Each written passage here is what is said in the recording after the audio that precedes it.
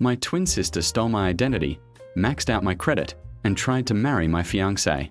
I'm still reeling from everything that's happened in the last few weeks, and I don't even know where to begin. My head is a mess, my heart is broken, and I feel like I'm living in some twisted nightmare that just keeps getting worse. I guess I should start from the beginning, but even that feels overwhelming.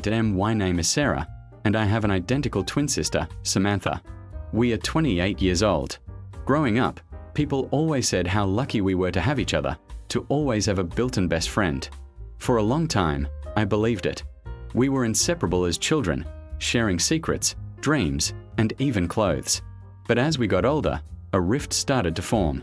Samantha always seemed to resent me, to feel like I had something she didn't, even though we were identical in every way. Our parents, bless their hearts, tried their best to treat us equally, but Samantha always had a way of making everything about her, of demanding more attention, more praise, more everything. If I got a good grade, she'd complain hers wasn't as good. If I got a new outfit, she'd find a reason why hers was better, or why she deserved mine. It was exhausting, and over the years, I started to pull away. I went to a different college than her, choosing a university 3 states away, hoping for a fresh start, a chance to be my own person without constant comparison. It worked, for a while. I thrived, made amazing friends, and met the love of my life, Michael. Michael is everything I ever dreamed of: kind, funny, intelligent, and incredibly supportive. We've been together for 5 years, and he proposed 6 months ago. We were planning our dream wedding for next spring. Everything was perfect. Or so I thought. Samantha, meanwhile, struggled. She dropped out of college after a year, bounced between low-paying jobs, and always seemed to be in some kind of trouble, usually financial. Our parents would always bail her out, which only fueled her sense of entitlement. She'd call me sporadically, usually when she needed money or a place to stay, and I, being the ever-hopeful sister, would try to help, always believing that one day, she'd turn things around. I invited her to stay with me and Michael for a few weeks a couple of times when she was between apartments, and she always accepted.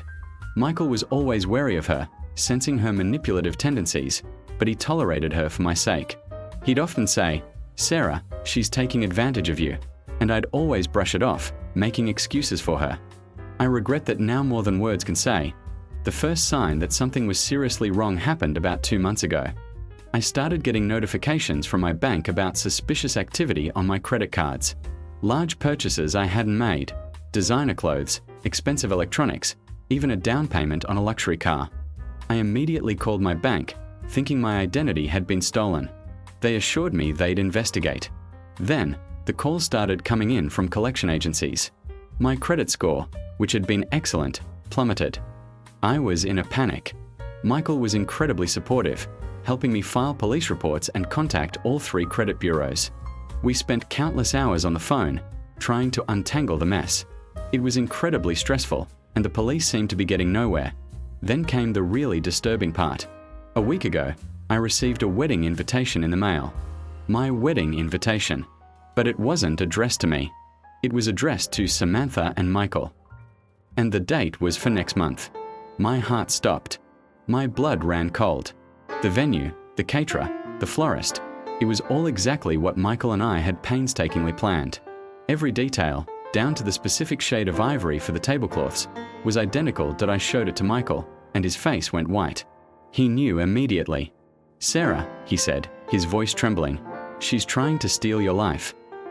I couldn't believe it. My own sister. It was beyond anything I could have imagined. We immediately called the wedding venue. When we explained the situation, the wedding coordinator, a lovely woman named Brenda, was clearly confused. She kept insisting that Sarah had been in just last week, confirming all the details.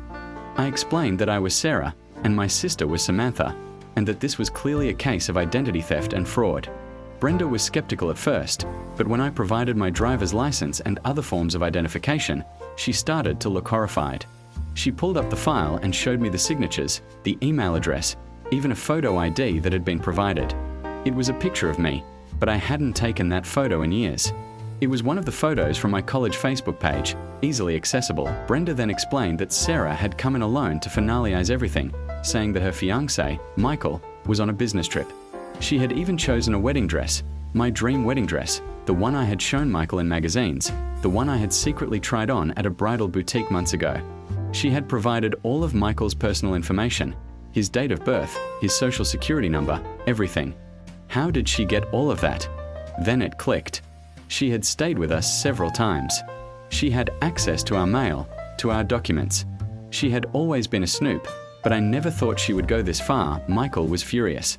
He remembered Samantha asking him innocuous-sounding questions about his family history, his mother's maiden name, his favorite pet growing up, all the kinds of details that are often used for security questions.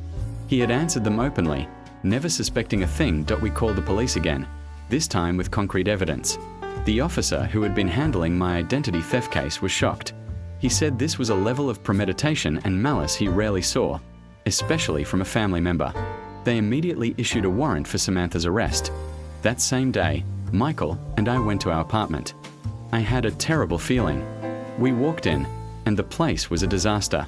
Drawers were pulled out, papers were strewn everywhere, and several of my most cherished possessions were missing. My grandmother's locket, a watch Michael had given me for our first anniversary, and, most importantly, my engagement ring. My beautiful, custom-designed engagement ring, a family heirloom from Michael's side. My heart shattered into a million pieces. We learned later that Samantha had been living in our apartment while we were away for a weekend getaway a few weeks prior. She had lied to our apartment manager, claiming I had given her a key. She had even been telling our neighbors that Michael and I were having problems and that she was staying to help me through a tough time. Our neighbors, well-meaning but naive, had believed her. The police finally apprehended Samantha 2 days later. She was found at a cheap motel, wearing some of the clothes she had fraudulently purchased. And on her finger, glaring back at me from the police photos, was my engagement ring. My grandmother's locket was around her neck. The interrogation was brutal. She confessed to everything. She admitted to stealing my identity, opening new credit cards in my name, and running up huge debts. She admitted to impersonating me at the wedding venue, providing all of Michael's information, and even trying on my wedding dress. When asked why, her answer was chilling. She said she was tired of being me.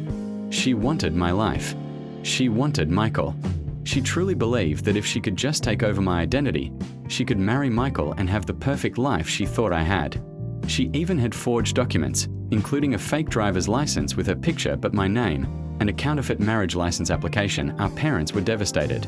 They came to the police station, crying and begging for us not to press charges. They said Samantha was sick, that she needed help, not jail. But Michael and I were resolute. This wasn't a cry for help. This was a calculated, malicious act that could have destroyed our lives. My credit is ruined. I'm in debt for purchases I didn't make, and the emotional toll is immense. Michael, bless his heart, has been a rock through all of this, but even he is shaken. The thought that someone could so callously try to steal his life, his future, with the woman he loves, is deeply disturbing.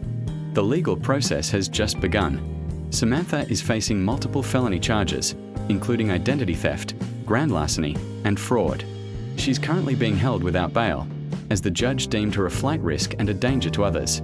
Our parents are still trying to mediate, calling us constantly, urging us to drop the charges. They keep saying, "She's your sister. You can't do this to her." But what about what she did to me? To us? I'm struggling with a whirlwind of emotions. Anger, betrayal, profound sadness, and a deep sense of loss for the sister I once thought I had. I keep replaying every interaction, every suspicious look, every time she asked about my finances or my relationship with Michael. Was it always there, this darkness, this envy? Was I just too naive to see it? Michael and I have postponed our wedding indefinitely. We can't even begin to think about celebrations right now.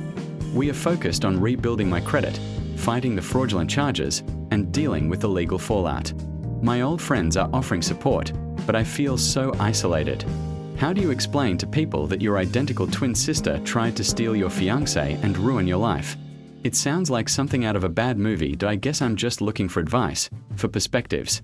Has anyone ever dealt with something this extreme from a family member? How do you move on from such a profound betrayal? How do you deal with parents who are clearly enabling one child at the expense of another? I feel like my entire world has been turned upside down, and I don't know how to pick up the pieces. I just want my life back. I want to feel safe again. I want to marry Michael and start our life together without this shadow hanging over us.